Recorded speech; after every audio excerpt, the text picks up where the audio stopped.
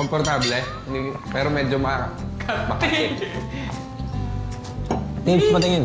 Wala ka ng ano niyan? Kinaumagahan si Kuya may napansin sa pagkakasuot ni Tibo ng bahag. May iba pa ba kayong napansin sa larawan?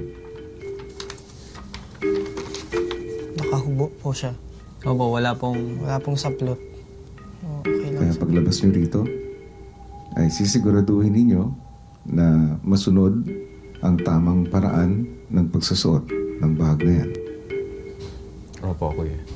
Tibo, kamusta Tibo, kumusta naman? Yun, ang dami ko ng hangin-hangin sa katawan. Okay lang, marami na akong hangin-hangin sa katawan. Dito ka lang, tol. Kaya umuutot na ako diretso-diretso. Meron kami munting paalala lamang na kung paano suotin ng tama ang bahag. Kumbaga, ganito ang gagayahin mo. Gusto mo, tignan mo siya at pansinin mo lahat kung paano siya. Akin, walang step. Walang brief. Tama. Tama? Hindi ako mag-brief. So, ayun ang tamang pagsuot daw ng bahag.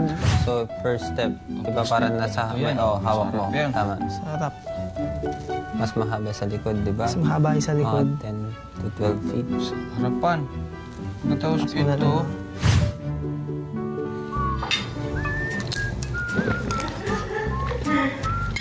Oh, ganda. Tips, patingin tips. Komportable. Pero medyo makakit.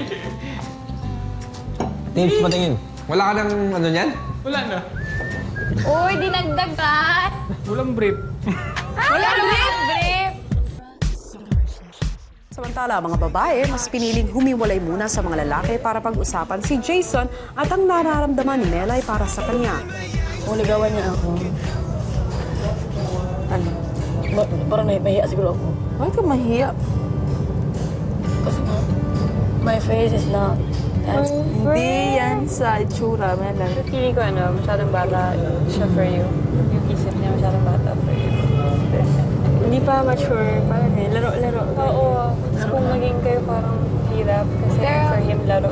Pwede, it's a good boyfriend material inside Kuya's house lang. Outside, Baka naman sa labas, hindi naman kami Oh no! In other words, play with him first. Joke lang. Dito, pwede. Dito, girls talaga. Doon, you have more options. Pero feeling ko darating din yung panahon na magsaseryoso talaga siya.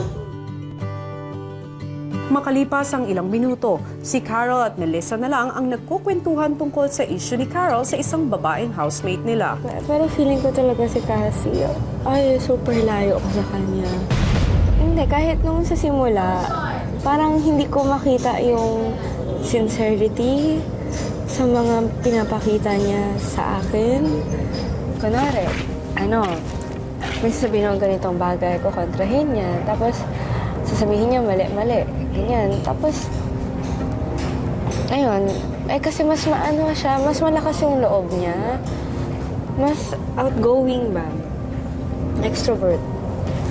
So, mas marami naniniwala sa kanya. Parang, yun mo yun, feeling ko mabait siya sa ibang tao, pero sa akin parang, ay, Baka hindi naman. sana nga.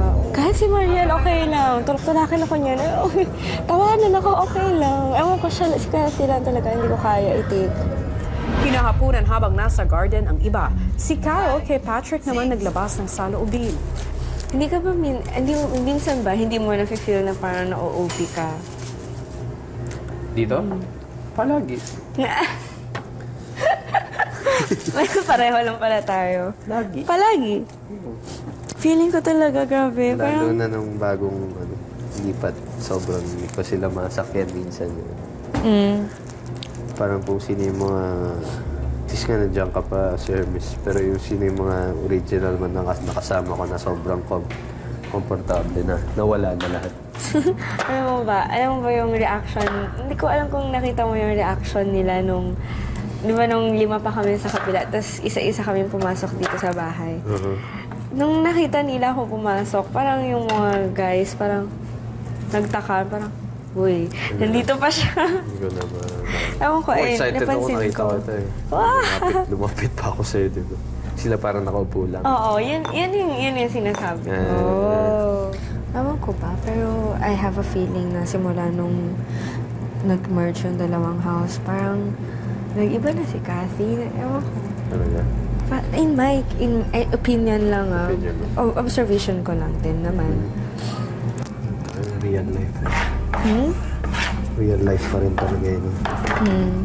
Hindi na may tatago yung kahit pinipilit mag-pretend. Oo. Lumalabas at lumalabas.